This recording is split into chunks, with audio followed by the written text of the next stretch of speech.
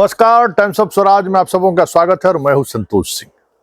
और आज हम टाइम्स ऑफ स्वराज में चर्चा कर रहे हैं कि अमित शाह आज बिहार दौरे पे थे और बिहार दौरे के पर उन्होंने दो चुनावी सभा को संबोधित किया। एक झंझारपुर, जो पूरी तौर पर अति पिछड़ा का डोमिनेंस का इलाका माना जाता है, और दूसरा बेगूसराय, जहां बीजेपी अपने एक अलग तरीके की नैरेटिव पर चुनाव लड़ती है, मतलब हिंदुत्व की नैरेटिव पर, और चेहरा भी सामने गिरिराज सिंह थे। लेकिन अमित शाह ने बड़ी ही होशियारी से इन दोनों सभा में जो हिंदुत्व के उन्माद पर आधारित जो उनका स्पीच पहले रहा करता था, वो कहीं दूर दूर तक दिखाई नहीं दिया। और पहली बार खुलकर, इससे पहले भी बिहार में इस तरीके से उन्होंने अपनी बात रखा था, लेकिन खुलकर पिछड़ा और अति पिछड़ा की बात वो करते हुए दिखे। आखिर इसकी वजह क्या है? न भाषण में राम दिखे, न भाषण में धारा 370 दिखा, न भाषण में मुगल शासक की जो बात हो रही थी वो दिखा, न हिंदू मुसलमान दिखा। बस दिखा तो सिर्फ पिछड़ा, अति पिछड़ा, और हमारे प्रधानमंत्री भी पिछड़ा है। आखिर ऐसी कौन सी मजबूरी आ गई जो बिहार में उन्हें प्रधानमंत्री की जाति बतानी पड़ गई है? जरा पहले सुनिए कि अमित शाह कह क्या रहे हैं। अभी जो मंडल कमीशन के कारण आरक्षण मिला, वो 1957 में मिल जाता। काका साहेब कालेलकर कमीशन की रिपोर्ट को अगर किसी ने रोक कर रखा तो कांग्रेस पार्टी ने रोक कर रखा था। मंडल कमीशन की रिपोर्ट को किसी ने रोका तो कांग्रेस पार्टी ने रोका। और जब मंडल कमीशन इंप्लीमेंटेशन होने लगा, अमल होने लगा, तो उसका विरोध करने का काम भी कांग्रेस पार्टी ने किया। और आज मैं गर्व से कह सकता हूं, भारतीय जनता पार्टी और एनडीए ने सबसे सफल प्रधानमंत्री पिछड़ा वर्ग समाज से मोदी जी को बनाने का काम भारतीय जनता पार्टी ने। एनडीए में 27% सांसद पिछड़ा वर्ग से है। मोदी जी के मंत्रिमंडल में भी 27% मंत्री पिछड़ा वर्ग में है। केंद्र सरकार के सारे शिक्षा संस्थानों में 27% आरक्षण अगर किसी ने दिया तो हमारे नरेंद्र मोदी जी ने दिया है। नरेंद्र मोदी जी ने। तो आपने सुना कि अमित शाह क्या कह रहे हैं। अब जरा अमित शाह के इस कथन के पीछे की राजनीति क्या है? क्यों बिहार में आके सेकेंड फेज के बाद वो जातिवादी राजनीति की तरफ उसी तरीके से बढ़ रहे हैं जिस तरीके से लालू और तेजस्वी 95 के दशक में इसी तरीके से वो बातें पिछड़ा और अगड़े की बात करते रहते थे। आज कुछ अंदाज वही था, लगा जैसे बिहार में 1995 में कोई लालू का मंत्री कोई सभा को संबोधित कर रहा हो, ऐसा ही लगा अमित शाह। ऐसा क्यों ये बदलाव आया है? जरा हमारे साथ जुड़ेंगे फुलेंद्र कुमार सिंह आंसू।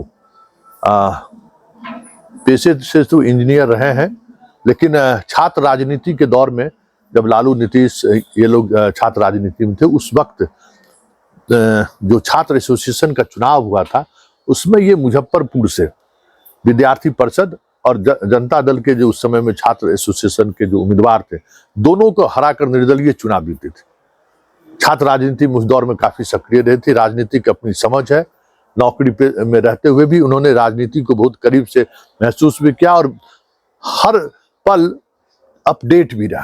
क्या मानते हैं फुलेंद्र कुमार सिंह आंसू, जरा आप भी सुनिए। ये जो बदलाव है प्रचार का, अब बिहार में सीधे तौर पे अब जात की बात करने लगे हैं अमित शाह।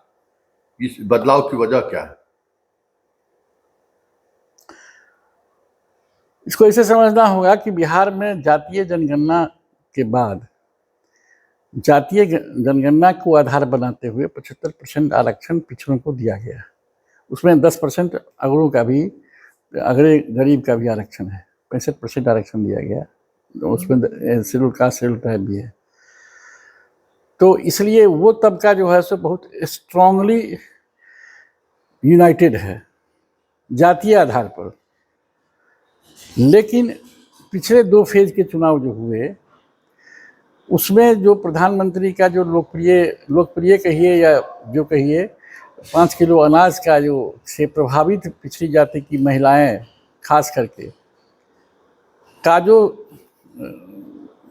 बहुमत वोट उनको मिलना चाहिए था, वो पिछले 2 फेज के चुनाव में ऐसा प्रतीत होता है, लोगों को लगने भी लगा कि वो वोट उनको नहीं मिला। बहुमत वोट महागठबंधन के खेमे में गया और उनका अगड़ी जाति का वोट पोल करने जाता नहीं है, और वो ये मान चुके हैं कि अगड़ी जाति का वोट आगे भी नहीं जाएगा, क्योंकि अगड़ी जाति की महिलाएं वैसे भी लोकसभा चुनाव में कम वोट करती है, और शहर की महिलाएं जो मिडिल क्लास और अपर मिडिल क्लास की महिलाएं हैं वो तो वोट करने जाती ही नहीं है, घर में जितना ही बहस कर ले। तो वो वोट जो है सो सब मोदी जी का ही वोट है। तो ये सब ये वोट जो मिडिल क्लास की महिलाओं का जो वोट है, वो वोट 5 किलो अनाज वाला नहीं है, या गरीबों का आवास, प्रधानमंत्री आवास वाला नहीं है। वो वोट है मोदी जी के गेटअप के कारण जो लोग प्रभावित होते हैं, उनके भाषण से प्रभावित हैं, वो लोग हैं। अब वो वोट करने जाते नहीं हैं। तो वो जो वोट घटा, वोट परसेंटेज 10%, 9%, 8% तक घटा है बिहार में पिछले फेज के चुनाव में, तो उसका मेकअप कहाँ से करेंगे? तो उसका मेकअप कर रहे हैं तो अपना हिसाब जोड़ रहे होंगे कि 4-5% जो है सो हम अगर पिछड़ा कह के वोट को शिफ्ट करा सके तो हम करा लें। तो वो नैरेटिव जंगल राज का ही बहुत तेजस्वी बहुत मजबूती से जवाब दे रहा है कि सवाल पर आइए, सवाल पर आइए। तो सवाल पर तो आएंगे नहीं, अमित शाह हो या मोदी जी हो, तो वो तो यही सब करेंगे। कहीं जहाँ उनको लगा कि भावनात्मक रूप से हम मंगलसूत्र बोले, वहाँ बोलते रहे वो।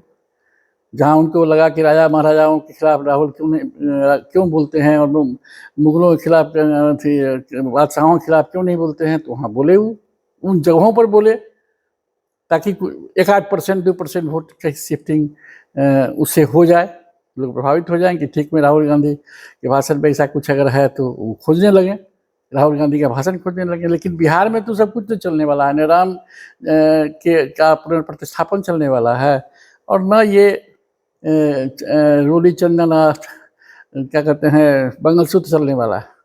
यहाँ तो यही चलेगा कि जो लाभ आप दिए तो वो लाभुक भी आपको वोट कर रहा है, लेकिन वो लाभुक अगर पिछड़ों तबके से आता है तो उस तरह से वोट नहीं कर रहा है, नहीं किया जो आपको लगा होगा आपके सर्वे में, जिस तरह से आप उम्मीद करते हैं। जो जिस तरह से उत्तर प्रदेश के चुनाव में आपको लाभ मिला, जिस तरह से मध्य प्रदेश, राजस्थान, छत्तीसगढ़ में आपको लाभ मिला, यहाँ वो नहीं मिला, क्योंकि यहाँ उसी बीच में ये जातीय जनगणना हो रहा था इनकी इच्छा के विपरीत, और उसी बीच में रिजर्वेशन भी हो गया। अभी तक रिजर्वेशन चालू है।